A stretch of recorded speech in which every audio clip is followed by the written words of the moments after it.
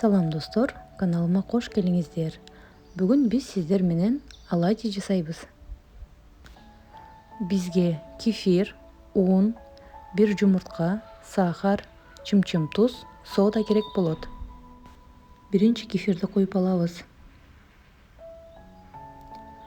Андан соң соданы салабыз. Экөөнү жакшылап аралаштырып алабыз. Андан соң бир даана жумуртканы салып, тузду салабыз, сахарды салабыз.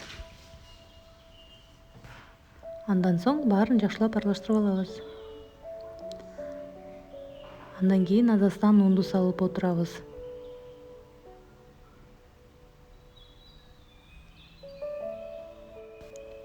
Оладьинин куймагы өтө коюу эмес, өтө суюк эмес болуусу керек.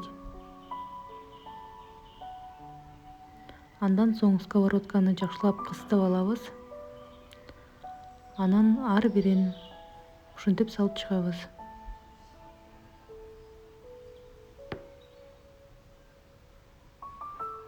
Баарын салып бүткөндөн кийин крышкасын жабып 3-4 минут ага дымдап коебуз. Андан соң асты кызаргандан кийин үстүнө алмаштырабыз. Дагы 3-4 минут ага дымдап коебуз.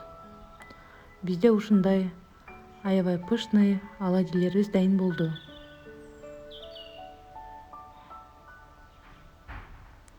Баарыңыздар кылып көрүңүздөр. Аябай даамдуу чыгат.